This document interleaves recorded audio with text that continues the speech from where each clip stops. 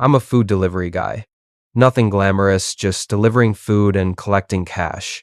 But hey, it pays the bills. I usually take the late night shifts because people tend to tip more after midnight. The only problem, late night runs can get weird. I've had drunks try to hug me out of nowhere, drugged up guys staring at me like they wanted to fight or worse. One time, I rang the bell at 2:30 a.m. and a fat guy answered completely naked, just standing there waiting for his order. But nothing ever topped what happened to me last week. It started with an order on my delivery app, Night Crave. Tagline: for every craving, no matter how late, I never thought that line would haunt me later. The order was simple: 1 pepperoni pizza and a Coke. The tip was huge. I didn't even think twice before accepting. I picked up the food and followed the GPS to an unfamiliar neighborhood on the edge of town. Streetlights were flickering like they hadn't worked properly in years. The air was colder than normal, almost biting. Everything in me told me not to go there, but then my phone buzzed another tip added. That was enough for me to keep going. The house looked wrong. 2 stories tall, porch sagging, completely dark. No lights, no glow from inside. I rang the bell. Nothing. Rang again. Still nothing. Finally, I knocked and said, "Excuse me, I'm from Night Crave with your order." After 10 minutes of silence, my phone buzzed. A message from the customer: "Leave the food by the door." I thought it was weird, but hey, people are antisocial. I placed the food down and was about to leave when I noticed something. The house wasn't just dark, it was burnt, charred wood, blackened walls, like it had caught fire years ago. My stomach knotted. That's when another message came in. "Wait, I want my food in my hands. Hand it to me." The front door creaked open slightly. Against my better judgment, I picked up the bag and stepped closer. A foul burnt smell hit me in the face. Hello?" I called. At first, silence. Then, movement in the shadows. A hand slid into view. Thin, pale, fingers bent like broken twigs. Before I could react, the hand shot out and grabbed my wrist. The hand was ice. Fucking cold. I screamed, yanked myself free with every ounce of strength, and stumbled backward off the porch. The door slammed shut behind me, rattling the frame. The Coke can rolled into the shadows. I didn't care. I bolted to my bike and sped off like the devil himself was after me. In my mirror, I saw movement in the yard. Too fast. Too unnatural. The figure stopped at the edge of the house, and then it waved. I didn't stop until I was back home. The next morning, I convinced myself it was a nightmare, but the mark on my wrist told me otherwise. It looked burnt, not like fire, but like a handprint seared into my skin. I crashed at my girlfriend's place for a couple of nights, told her what happened. She tried to calm me down, but then she got a message from her friend, a news article. The headline read, "Young woman in her early 22nd dies in suspected self-immolation following sexual assault, alleged attacker unidentified." The photo attached, the same house, smoke-stained walls, burnt windows. The girl had been a medical student, living alone. A delivery guy had assaulted her. She survived the attack, but not the shame. She doused herself in kerosene and set herself on fire 6 years ago. And here's the thing, another writer shared a screenshot of his app. That same house, still active, still placing orders. I stopped working late shifts. For 2 weeks, I slept with the lights on, double-checking every lock. But curiosity eats at you, doesn't it? One night, I opened the app just to check. Right then, I got a notification, an active order, from That house. I froze, opened it. My screen glitched, then rebooted. When it came back on, the app said, "Your order is on its way." I wasn't even on shift. I hadn't accepted anything, but the trip was assigned to me. And in the reflection of my phone screen, for just a split second, I swear I saw her. A woman behind me, skin cracked like burnt paper, hair smoldering at the ends, watching me. I panicked, shut my phone off, and ran back to my girlfriend's. For a month, nothing happened, except the app kept reinstalling itself. I'd uninstall it, and the next day it would be back. Then, tonight, the notification changed. The order wasn't for pizza and Coke. It said, "One delivery rider. Delivery instructions. Come inside." And then my phone buzzed again. "Arriving at your doorstep at any moment now." But I never accepted any order. I never got on my bike. So, who's making the delivery? Wait, someone's knocking on my door. It was supposed to be an easy, part-time delivery job. I would make a few extra bucks, help pay my rent, pay down some credit card debt. But for a job delivering food, things went from mundane to dangerous, remarkably fast. I worked very early morning hours in a warehouse and would get off work fairly early in the day. I had not planned on getting a second job at all. The pay was decent, but when my roommate left me high and dry to move in with his girlfriend without notice, I was left in a financial lurch. That was when I decided to look for an easy part-time delivery job to get into. It wound up being DoorDash or Uber, and I figured I would rather deliver food than people, so I signed up. When I started, the pay was not great. I suppose when you decide your own hours, it can get messy. I thought it would work around my other job schedule, so it was the best I could do. Honestly, if that was the only problem, it would have been fine. But the customers, now that is where it gets disturbing. I know a lot of delivery drivers deal with weird folks, but when food is involved, it makes most people even more intolerable. Most customers are fine, but the people I have been working with for the last few weeks, well, let's just say if I make the wrong move now, things might get bad. Very bad. Now that I know what I know. I have been at this for a month now, and the first 2 weeks delivering had been uneventful. Draining and tedious, but uneventful. I live in a fairly small town, so there was not a lot of deliveries available on the average night. Though with how small it was, I was surprised how many people would still use the app for delivery. I was lucky in that sense, and it seemed like barely any other people were delivering here. With no competition, I got a decent number of deliveries at first, though most of the people were on the older side and lousy tippers, regardless of how the service was. I was still struggling and starting to get disheartened. I thought I might need a different job to help cover the gap and pay my rent until I could get a new roommate. Then I accepted a delivery that changed it all. It was a delivery to a small retirement home near the outskirts of town. I was not expecting much since many of the older clients were stingy and demanding, so I went to retrieve the order. Most of the deliveries I made were from the few restaurants we had in town, as well as some fast food places that were close. This delivery was from a curious little Greek place that had just opened up a month earlier.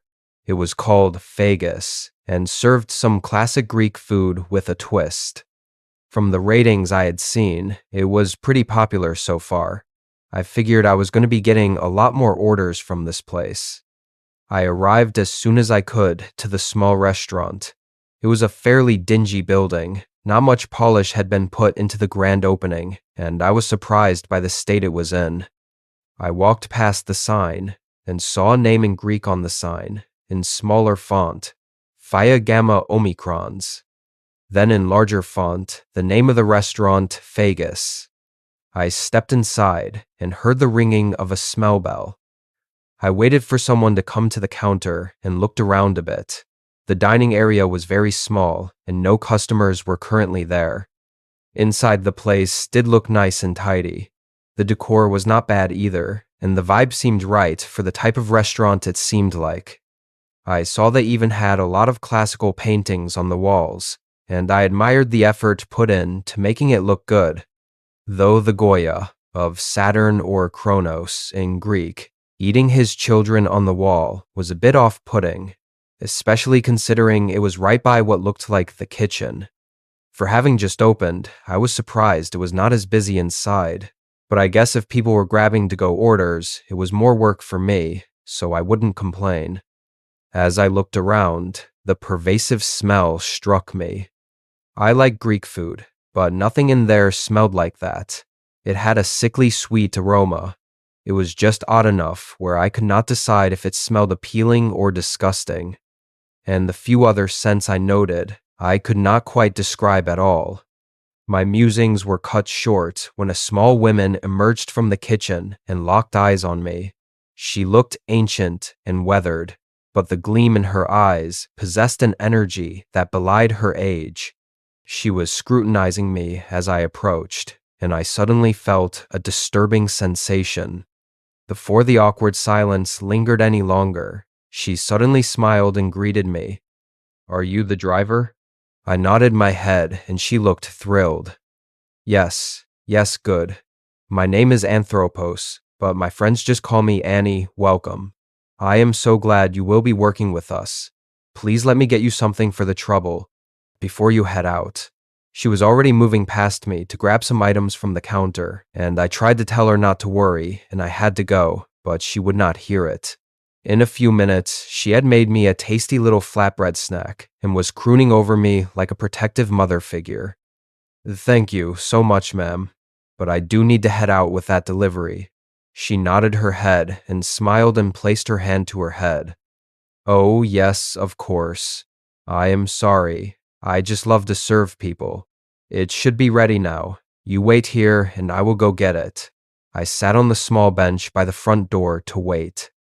In another moment, she was back, holding a large box that almost tottered out of her grip. I rushed over to help her, and she thanked me again. "Now, this is a special order for you take to our friends at the retirement home. Talk to Demos. He will take the delivery. Only give the box to Demos. Do not leave it there unless he is there to take it." She handed me the large box, and when I hefted it, I was amazed that she could carry it. It felt like it weighed almost 100 pounds. She was beaming at me and followed me to the door to open it. I thanked her and tried to return the smile through the strain of handling the box. I nodded my head and left back outside to get to my truck. She seemed very nice, but something about the entire place seemed a bit off. I had never delivered such a giant order of food before, and it was strange. It was in a crate that looked more in common with the freight I moved in my day job than it did a food delivery. The smell was strange too, not bad, but it was that same sweet smell from before. I felt like it was just off enough to make it less appealing, like it had too much of one ingredient to cover something else up. I supposed it did not matter, and I went on my way to make the delivery. My destination was the Pickman's Green retirement home. It was nice from what I had seen of the outside, but I had never been in personally. I was already dreading the more onerous customers who would be upset by some problem with the food and just give next to nothing for a tip, but I moved on, and in about 10 minutes I was there. I arrived in good time and rang the bell at the reception desk. I waited for a response, but nothing came. I was about to leave the food there, but I remembered my instructions and waited. Eventually, a nurse emerged from an office in the back. She moved towards me, and I saw her name was Nancy. She was very pretty, and I smiled at her when she regarded me. "Good evening. Visiting hours are over now, but is there something else I can help you with?" I returned the greeting and gestured to the box I had set down nearby. "Yes, please. I am looking for Demos. I am supposed to drop this food off for him, and hopefully however many folks he is going to share with." I chuckled at the notion of one person getting the giant crate of food. But instead of relaxing, the woman stared at me for a moment with a nervous look in her eyes. "Demos, Yes. One moment I will get him. I waited around until an older man emerged the back. He looked angry and stared at me for a moment before regarding the nurse. This is him? You said he was asking for me? The young nurse nodded and looked concerned. The situation felt weirdly tense for a simple delivery, and I was not sure what to say. He looked back at me, then the crate, and scowled. I just decided to declare myself. Yes, I have your DoorDash delivery. Annie at Vegas said to give it directly to you and not just leave it. I watched his reaction, and he looked weirdly mistrustful. Eventually, he just nodded his head and brushed past me. To my surprise, he effortlessly hefted the box up and left. He had not acknowledged me at all. I called out to him. What about? The nurse stepped in front of me and had a very fake smile plastered on her face. Here's your tip. Thank you again. I took the small envelope she had handed me, and I was about to ask if they needed anything else before she told me to leave, since they would be locking up for the night. I thought it was odd, but I did not want to stay there any longer than I had to anyway. I left the building and went back to my car. As I sat down, I figured I would see how they managed to shortchange me. They had selected the cash tip option, and I had a feeling that in this case, somehow it would screw me over. That Demos guy looked like a real bastard, and I figured it might not be cash at all, but an angry note. It turned out I was wrong. Not only was it cash, but the envelope held $800. I had to do a double take and recount it, but it was the same amount again. I had no idea why the hell they had given me so much money. Though I did see a small piece of paper mixed in with a stack of $100 bills. I unfolded it and was confused by what it said. Take this and do not come back. Do not take any more delivery jobs here, for your sake. I thought it was so strange. Someone was warning me not to do any more deliveries for them by giving me a bunch of cash as a tip. If anything, it was even more incentive to do so, but I did wonder why someone would put it there.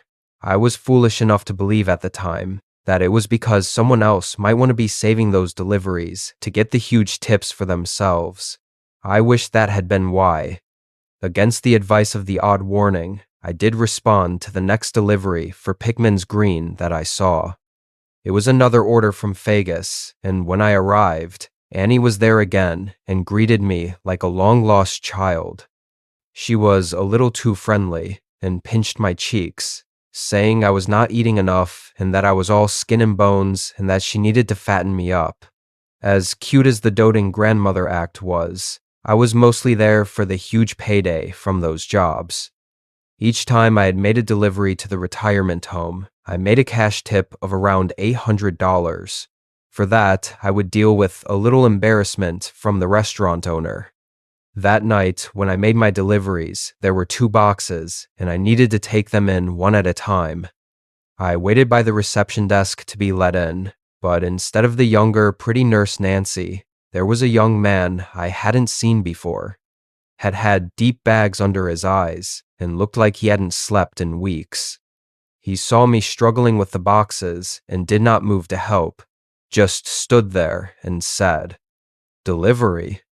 I nodded my head and grunted, struggling with another large crate that felt like it had a whole cow inside.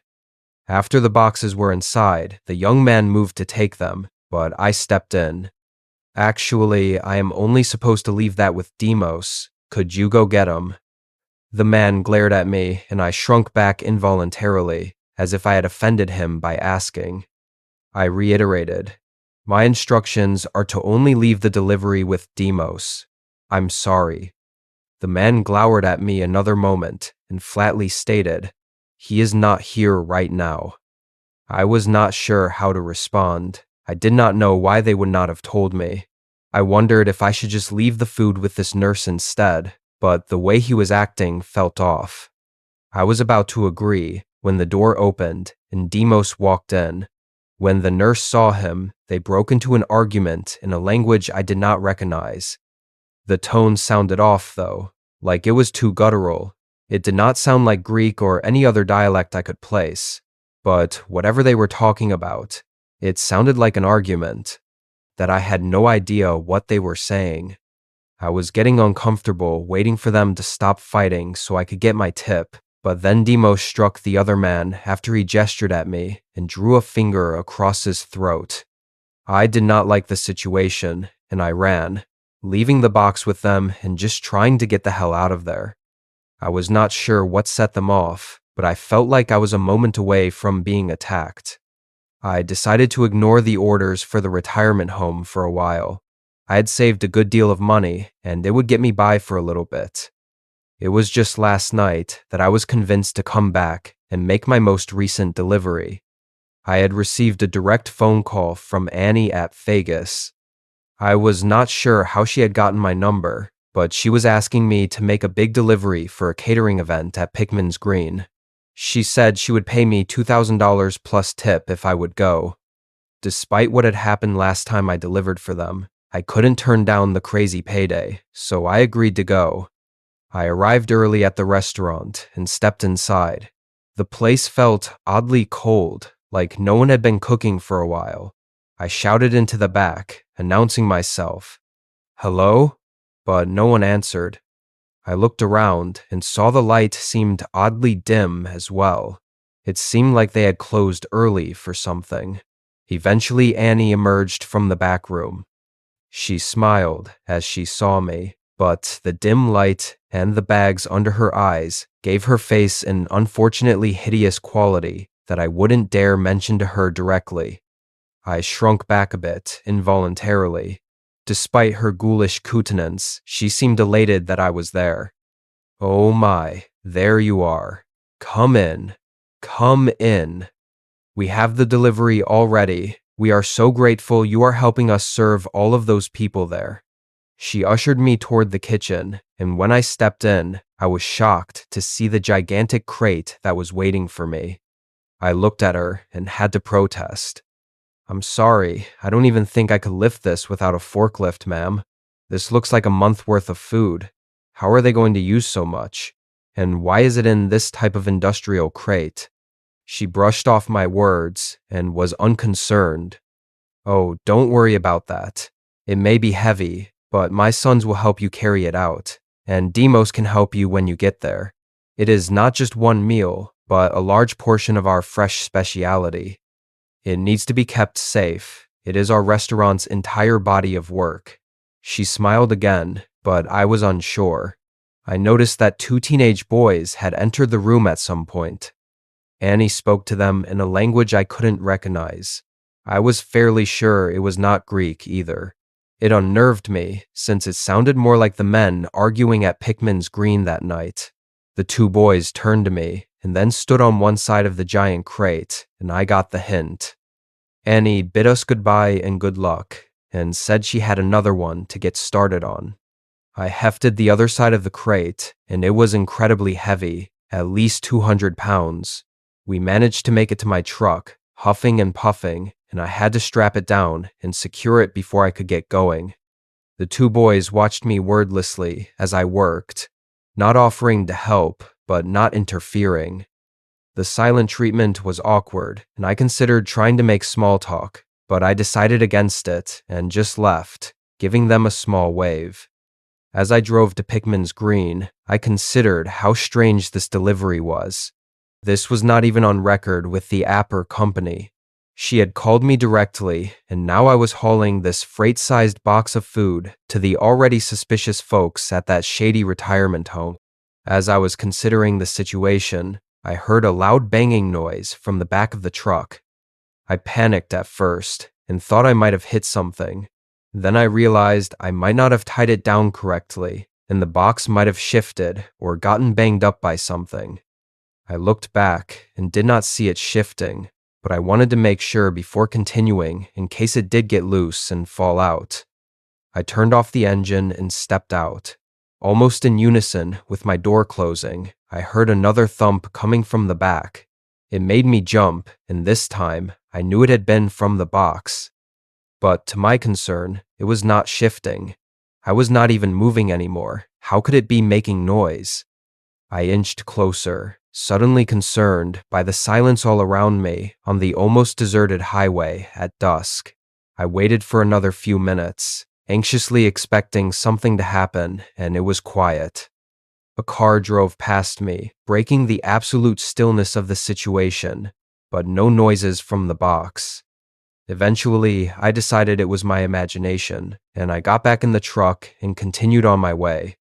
I arrived at Pickman's Green, and as I stepped out, I thought I heard another sound, like a hard exhalation of breath from someone.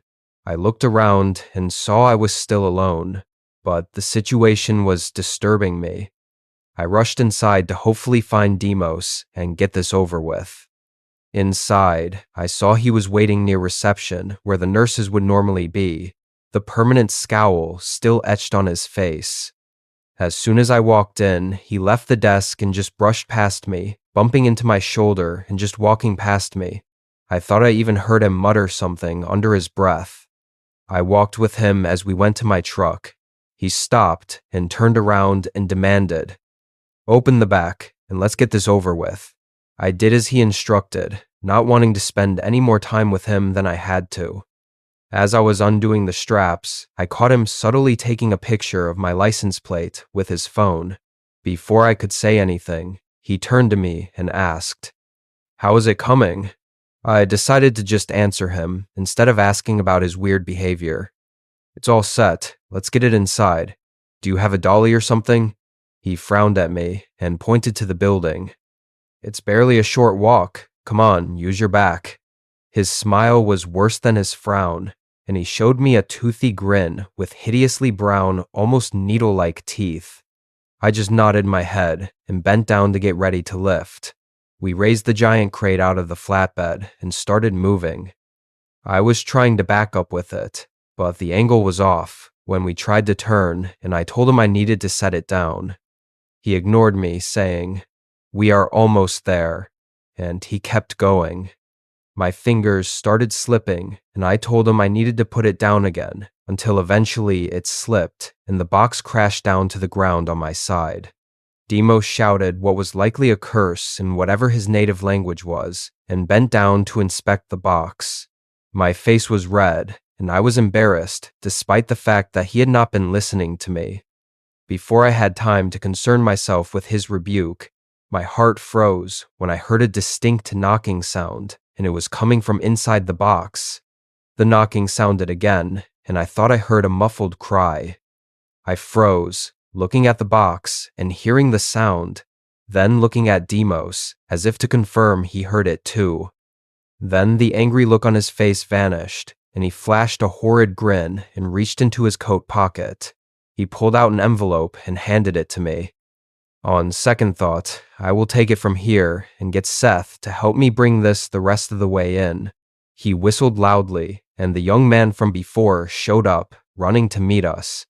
He turned back to me. "Don't trouble yourself with this or any other burdens you might have. It's not your problem anymore. You take this and buy yourself something nice, all right, my friend? Drive safe and give my regards to Anthropo and her restaurant."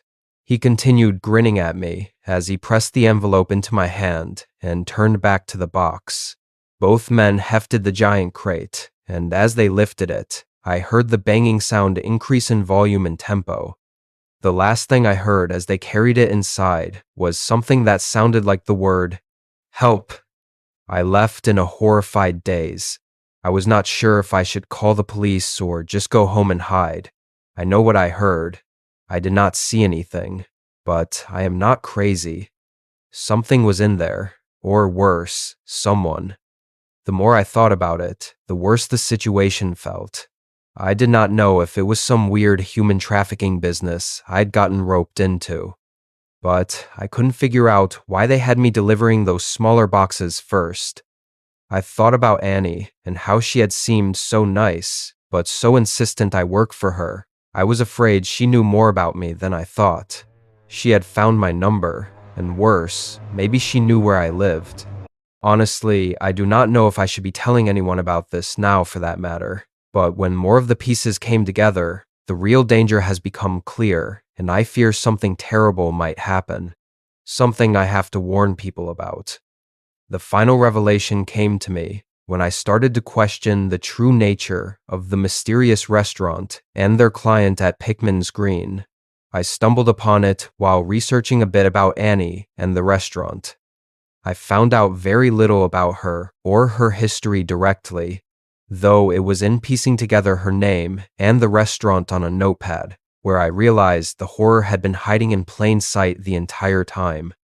I knew she had introduced herself as Anthropo, or Annie for short. Then I considered her restaurant's name Fagus. I put the two together on my note, and the morbid implications were too much to bear. Annie's restaurant. Anthropo's restaurant. Annie's is Fagus. Anthropo's Fagus. Anthropophagus. The words sounded familiar. I looked up the definition. I think I know what was really in that box now, and I am never making a delivery there again. I live and work in a small town with small goals. There aren't many of us rushers here. It's more like the modern world is only just trickling into town, and the idea of having someone run food to your house for you is better developed than the service that provides it. This is why I call myself a rusher. There's only a few of us servicing this town. The app for our rusher service is a cockamamie clusterfuck. I'm using that and being in a rush as an excuse. Oh, and my name's Marie. That's worth knowing for this story. I'm Marie, and I don't need more than the living being a rusher gives me. It's just me to support. I've got no goals, and I'm young and in good health. There's the section of town that has the big old houses. Most of the rest of the town is dinky weatherboard things and a few new builds. In that part of the town, people sit on their front porch, chat at playgrounds, walk dogs, go for jogs, people on the street. In the old part of town, the streets are empty. I suppose if your house is that big, you don't need to get out as much. The big old houses, as you might expect, order food rather often. I got one such order in the evening several weeks ago, so I set out to fetch their tacos and take it to them. Having never delivered to this house before, I assumed they'd only recently trickled into the modern food ordering world. As many other delivery drivers will know, the faster you work, the more you get paid. It was early evening, and I very much expected this to be the first in a line of dinner orders. I grabbed the food from the restaurant, rushed it to the house, and found the address on the first try. Nice and easy. Number visible from the street, right where the map said it was. So in I went, through the double iron gates, and parked on their driveway before the imposing front door. With the sun starting to set, the house's lights were being flicked on. In a window up above the front door was the silhouette of what looked like a little kid. The little kid raised an arm and waved at me. I smiled, glad I was bringing him his tacos, and waved back. The day was shaping up nicely, thought me back then. The door was opened by a middle-aged woman in track pants with a blanket around her shoulders. She had greasy dark hair pulled into a messy bun, distinctive high cheekbones, and heavy-lidded brown eyes. I don't judge, so I smiled, handed her her food, and said something to the effect of, "Your kid's sweet. Hope he enjoys his tacos." I'll tell you something about eyes. To say they're windows to the soul is going a bit overboard, but eyes can say a lot. This woman's dark eyes just looked at me like I was a slug. "I don't have a kid," she said, and shut the door. Righto. I turned away and headed back to my car, just assuming she was the kid's grumpy aunt or something. Pulling open the driver's side door, I glanced back up at the window above the door. The kid was still there, and having spotted me again, was once more waving happily at me. I grinned and waved back. Needless to say, I didn't think much of it. Not until I was fiddling with the convoluted delivery app to find the button that would mark this one as delivered. It was only then, sitting in my car on the street outside the house, that I noticed the delivery instructions for the order. Below the pre-fill stuff about whether you wanted no contact or hand it to me delivery was a note. Don't wave at the kid in the window. Now, I know, in these times, one thing you all are going to rightly bollock me for is not checking whether the person wanted contact-free delivery or not. I know. But over here, the pandemic's pretty sorted. The only people with COVID are in hotel quarantine. I wear my mask, and my experience in this town is that people don't really care whether you hand it to them or not, so long as they get their food and you don't cough in their face. And, see excuse above. The app sucked. As for the other thing you're gonna scoff at me for, well, we'll get to that. Anyway, I had waved at the kid in the window, and even if I'd seen the note, I probably still would've. I wasn't going to not wave at a kid just because some grumpy customer decided I shouldn't. Maybe it made me worry a bit about the kid. But I had another order, and so I took off to make my living, putting it down to the kid being in the naughty corner and the aunt feud, or whoever, not wanting him to do anything but reflect on his sins. Turns out, my night wasn't so great that day. I had one lady give me the wrong address, then berate me for being so damn stupid. A bloke send me death threats if I didn't get the order to him in half an hour, and by the third, I was wondering what was up with this town all of a sudden. Cash tip, the instructions on the order said, which I was now reading for every order, having been reminded of them. I was glad to see it. The payout would be meager otherwise. So, promise of a tip in mind, I pulled up outside one of the many dinky weatherboard houses in town. The instructions, in addition to the promise of a tip, told me the customer was in the guest house out back, and to follow the narrow driveway down beside number 14 to find it. It was completely dark now, and I squinted out into the dark to find the driveway. Number 14. Check, then, beside it. You call that a driveway? I don't know what car the customer had, but to fit between the fences on either side of the driveway, it would have to be a smart car. Or the person was a better driver than I was, and could work with only a spare inch on either side of the vehicle. So I got out, grabbed the order, and with hand it to me and cash tip, my instructions, walked down the path. I'll describe it first. Head-high fences on either side. Number 14 on one side. Small but well-maintained. Number 12 on the other side.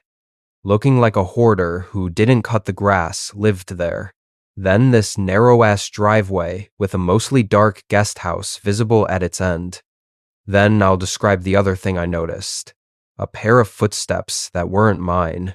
I knew they weren't mine, both because I could hear my own footsteps smacking the concrete driveway, and because they were skipping. Not so unusual, I'm sure. Could have been a kid I couldn't see skipping away in the back garden of number 14 at 1 inch the morning. But here's the thing. They sounded like they were right next to me. I looked around, then stopped and looked back up the driveway towards the road. The footsteps stopped. There was no one there. Okie dokie, I thought. An owl hooted. Thanks, owl. It was already late at night, most of the town gone to bed, and now I felt like I was in a horror movie. I turned back to my task at hand and started walking. The skipping started up again, right next to me, and no one was there, just disembodied skipping footsteps next to my plodding. And then they laughed. They, like some invisible kid next to me, laughed. It chilled me to the fucking bone. A sweet tinkling laugh on a narrow driveway that had only me in it. So I did what any sane person would. I hurried up, got to the guest house door, barely paid attention to the fact that it was flaking and peeling everywhere, a hole in the eaves above me, and knocked. Ma Arie, a voice called behind me, coaxing and sweet. That tinkling laugh started up again, and I knew it was the weird kid ghost thing. Play with me, Marie. Nope. No thanks. My back stiff. I knocked again, refusing to turn around and see nothing again. The door was pulled roughly open. In the doorway was a man with more hair than shirt. He looked like a gorilla, and the fur was what gave his wife-beater sleeves. "Hi," I said, a little startled, and held out the food. The man took it, looked at it, and went to shut the door. "Oh, hang on," I said, irritation making me forget about my child ghost problem. "Did you write about cash tip?" The man glanced at me, snorted, and proceeded to finish shutting the door. For a second, on the doormat of the shitty guest house, I was livid. Lying dumbhead. I can't blame that one on the kid ghost. That was all me, and I pulled a face at the knowledge that had come out of my mouth. I'd been going for "fuck you, asshole." So I turned and stomped back up the spooky driveway. The skipping started up beside me. I just groaned and decided that was me done for the night. I probably would have posted on here about my weird kid ghost earlier, with a far more panicked post. Only by the next morning, the kid was gone. I didn't hear any skipping, any requests to play. Nothing. And in the morning light, that I'd encountered a weird kid ghost the night before seemed stupid. It was more likely I'd dreamed it. But one thing I did notice over the next few days was that my tastes had changed. I usually pack a snack for myself while I work the delivery shift. Getting ready to head out on every one of those days, I grimaced at my fridge, condemning with a glare the quinoa and kale stir-fry and pesto pasta salad leftovers. Then went into the freezer with a taste, for the first time in a year, for frozen nuggets and fish fingers. Not a big deal. I've been known to do this. Getting a taste and wanting to eat only that for a while. That's where the pesto pasta salad had come from. And I'm not a big coffee drinker. That I went off it isn't so significant. And nor is the fact that beer now tastes like fizzy pickled gym socks. All of that was probably just a good thing. And here's the weird part of it. I still liked whiskey. Anyway, I worked on as normal, and somehow didn't get a job in the old part of town for a couple weeks. When I did get my next job there, it was to the house with the waving kid.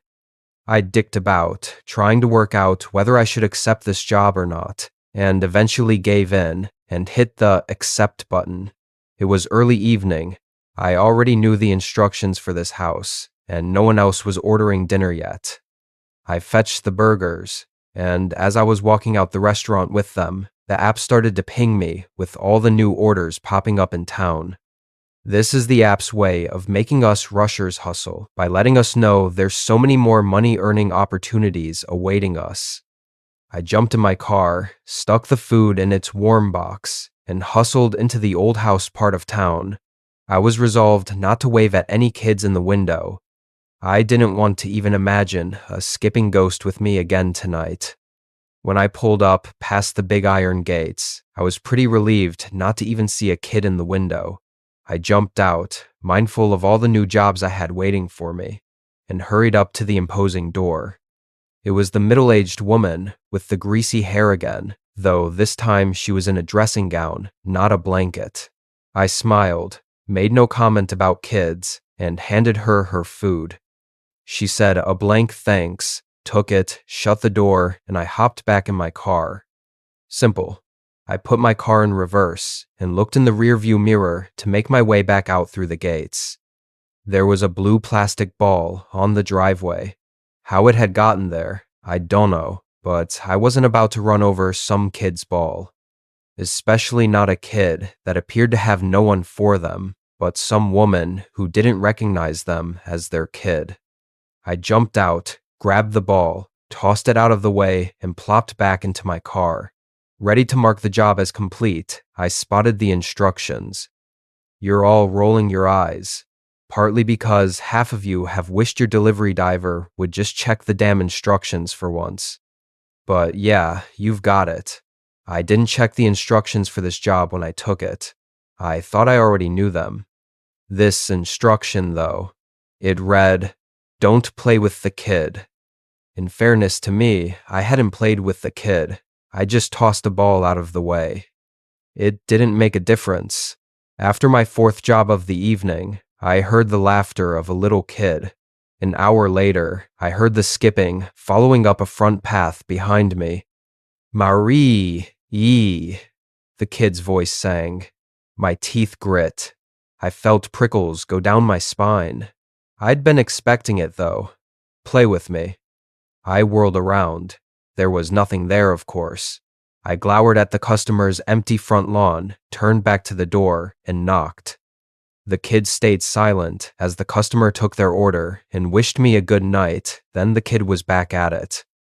But you played with me before. That one shook me. With a past experience of this weird hallucination just disappearing by the morning, I wasn't too worried. What struck me was the sadness in the tone. It was like a 4-year-old who'd just been screamed at, stunned and hurt that someone would treat them that way. And then a soccer ball fell onto the grass right before me. I looked up. There was a tree above me. One of its branches was swaying as though a ball had just hit it, or fallen out of it. It was more likely that there'd been a ball stuck up there that had just decided now was the time to fall out. My kid ghost had gone silent. That last sad statement, and now nothing. I bent, picked up the soccer ball, and said tentatively, I've got to get on to my next job. Just one throw? Where are you at, kid? There was a silence. I took a good moment to consider whether I really was going nuts.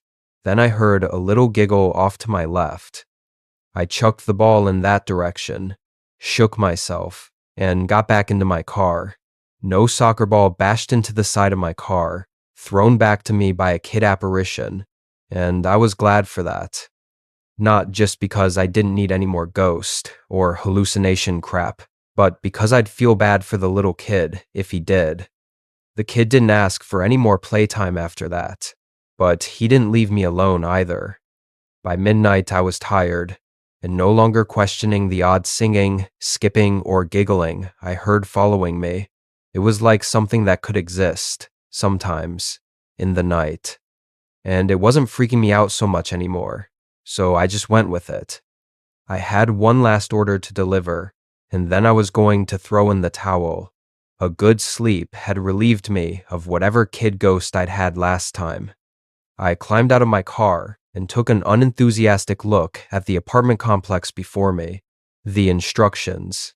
Yes, I was diligently reading them again. Said the apartment was on the 3rd floor. When I buzzed through to the customer to be let in, I was also informed there was no lift. Huffing out a sigh, a ghost kid behind me singing out a refrain of dum dum dum day dum dum. I went looking for the stairs. The apartment complex was built to some modernistic ideal that had long since become dilapidated. It had a central courtyard with a tree in it, and, through glass doors, 2 indoor stairwells. The kid still singing behind me. I picked the one that led to apartment 36 and started up the stairs. They had carpet on them, and as I found out, that carpet wasn't secure. I was jogging up to the 3rd floor when a step seemed to shift under me. I went flying, and I think I hit my head, because the next thing I knew, my entire body screaming out in pain was waking to an old woman shrieking at me. It took me a moment to understand what she was saying, and a moment still to remember where I was. The burgers aren't even in Daban, the old woman screeched at me, either slurring her words, or my brain was slurring them for her. Hama reports you.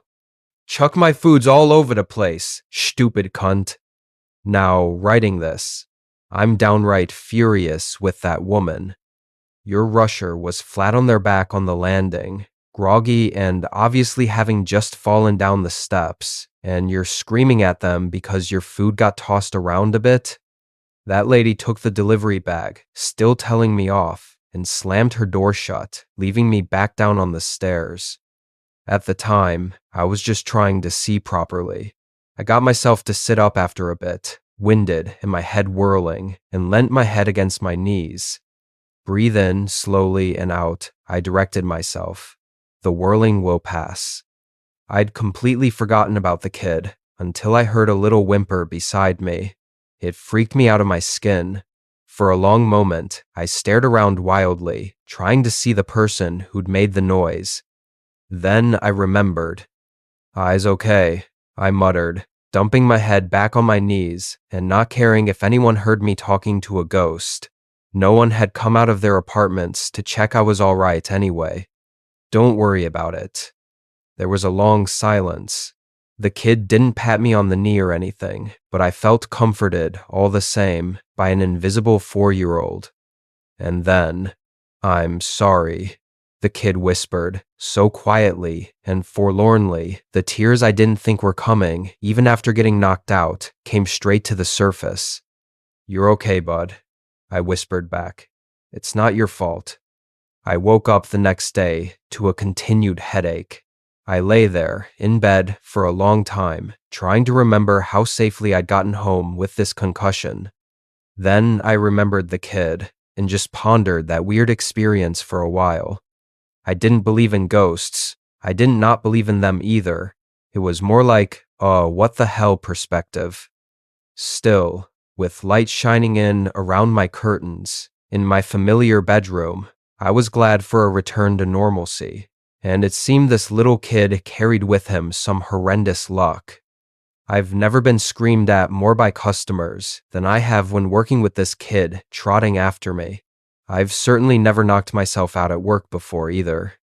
Bad luck and a pang of loneliness. I'm okay with being alone. I've got no family, and I don't really reach out for friends either. Or I'm okay with it when I'm just left alone. For some reason, being around that kid reminded me of why I didn't allow myself to be in situations where the people I cared about could hurt me. I eventually got myself out of bed, downed some painkillers, and with no appetite, proceeded to the hygiene stage of my morning. I was standing at the sink, feeling around the bump at the back of my head, when I swear I saw a little boy's face in the corner of the mirror. I yelped, spun around, my head spinning back into a throb, and stared, eyes wide, around me. The bathroom was empty, but for me. Okay, I said I'm tolerant of the idea of ghosts, but that's when they're not in my house, and not around in my normal broad daylight. There was no giggling, no singing, no skipping. My apartment was completely silent. Gradually, my breathing slowed. I was starting to wonder whether I really should see a doctor about my brain. Maybe all the loneliness truly had started to make me hallucinate. I'm sure the concussion hadn't helped much with that either. My eyes landed on a fresh tube of toothpaste sitting on the sink top. My heart sped back up again. I bought toothpaste on sale in bulk. I kept them where I had space for them, in the laundry cupboard. Yesterday morning, my latest tube had proved itself thoroughly empty. I'd got only enough out to do a morning brush by scraping my toothbrush handle along the tube. I was just about certain I hadn't bothered to brush my teeth last night. And the extra yucky feel of my teeth this morning seemed to prove that. I also hadn't gone into the laundry to fetch out a new tube. Well, I didn't ponder that too long then. I think, if anything, I was maybe just glad to accept a ghost might have done it, if that meant my brain was fine, and not evaluate the situation any more than that. I brushed my teeth, popped a few more painkillers, and went on with my day. I didn't hear or see the kid again that day, nor the next many that followed it. About the kid, I avoided thinking of him. I did notice, though, that my taste for quinoa and pesto came back. Oddly, however, my taste for whiskey had completely gone after that night. Just beer and whiskey now. I could eat kale to my heart's content, but beer was gross, and whiskey, all of a sudden, tasted like battery acid. The only times I did think of the kid were when I got orders to deliver to his house. The middle-aged lady tipped all right, and always ordered, before business picked up. I was never comfortable about accepting her orders, but I did, and every time I read whatever new instructions she had for me carefully. Don't touch the frisbee in the front garden. Don't look in the upstairs windows. Don't pay attention to the singing. And every time I was there, before that large and quiet house, I sort of wanted to call out to a little kid. Call out and say I've got a minute to play. But I'd long committed to a life of solitude. That kid had shit luck. It was a little freaky to be around him, and I didn't need that complication in my life. So each of the times I went there, I followed the instructions. Then, one day with a delivery for his house, as I'd long started thinking of it, I didn't get any instructions beyond the pre-fill stuff. You only see the instructions after you accept the order, and if I could have seen the dearth of instructions beforehand, I'd never have accepted it. With serious trepidation, I drove past the iron gates and parked on the driveway before the imposing old house.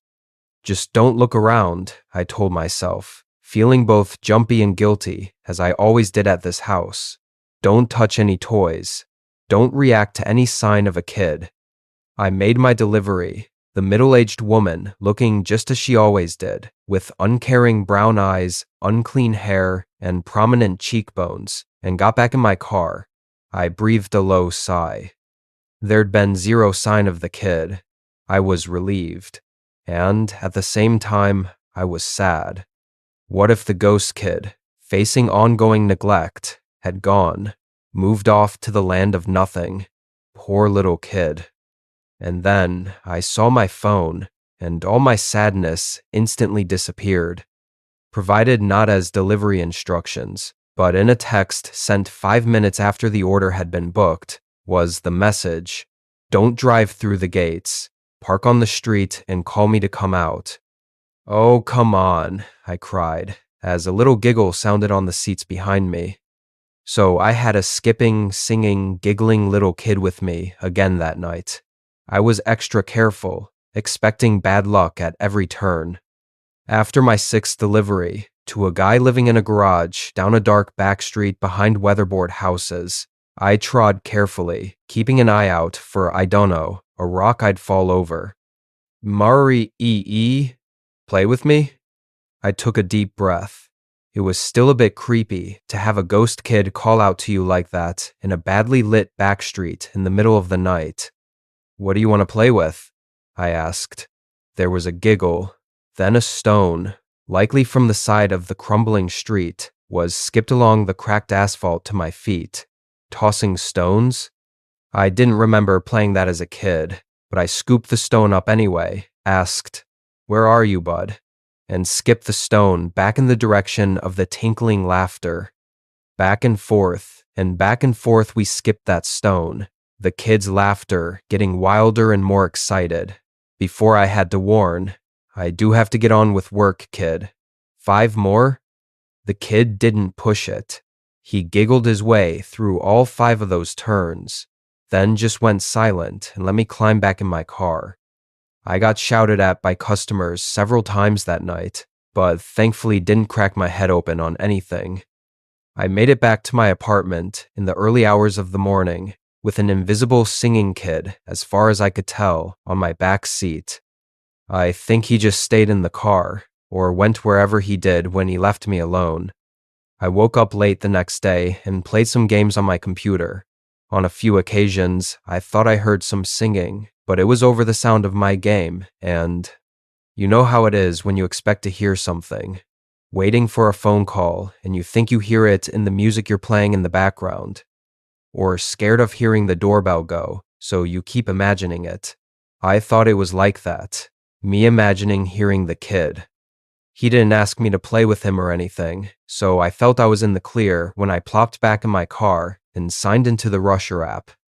The lady at the kid's house wasn't someone I knew of as an everyday customer, but there she was, ordering something again that early evening.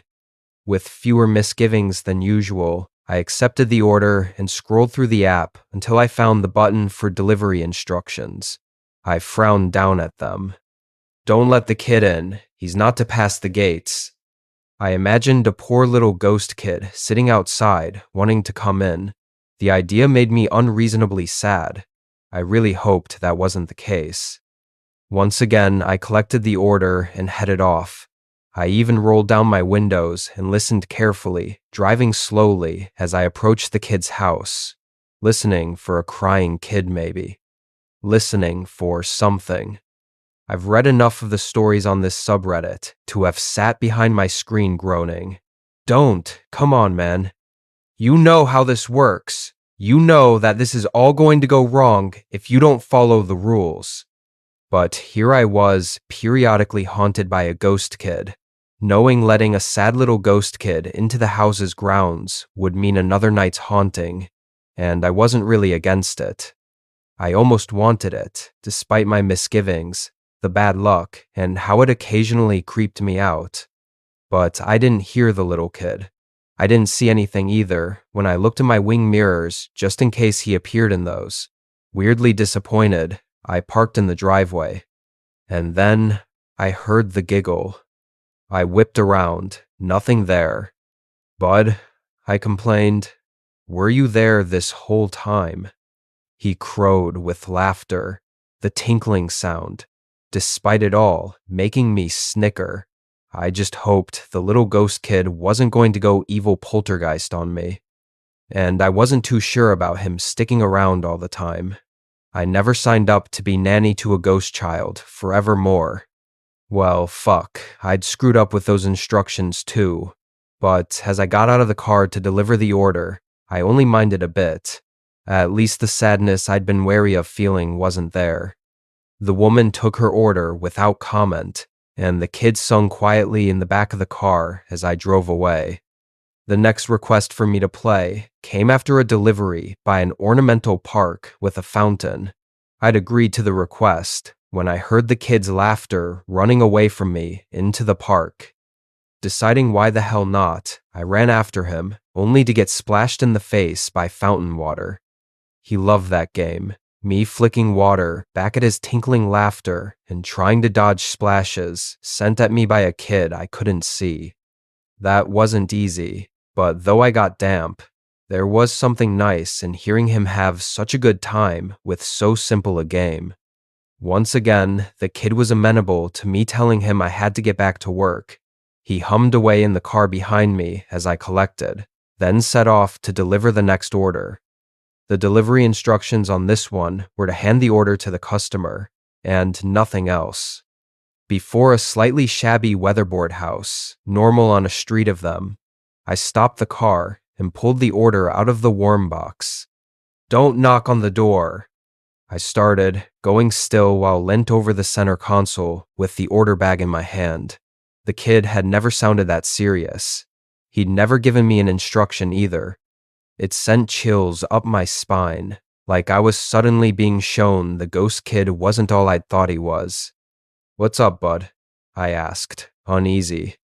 There was a short silence, then, "Don't knock on his door. Leave it and come back." Jittering a little, I swallowed and got out of the car with the bag.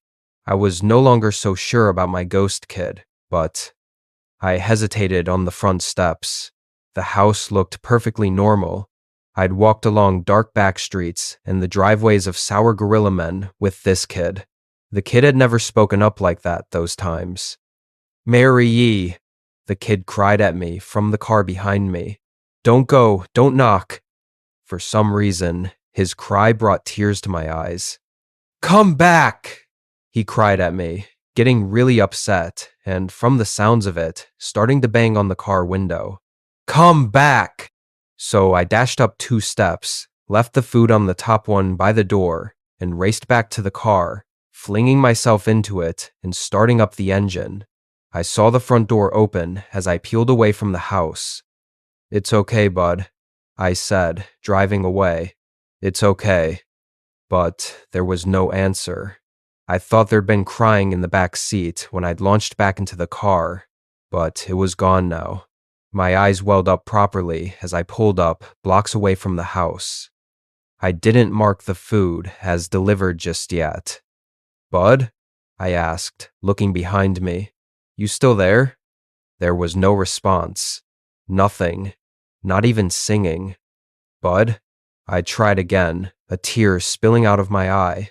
"Wanna play?" Somehow, I think I knew he wouldn't respond.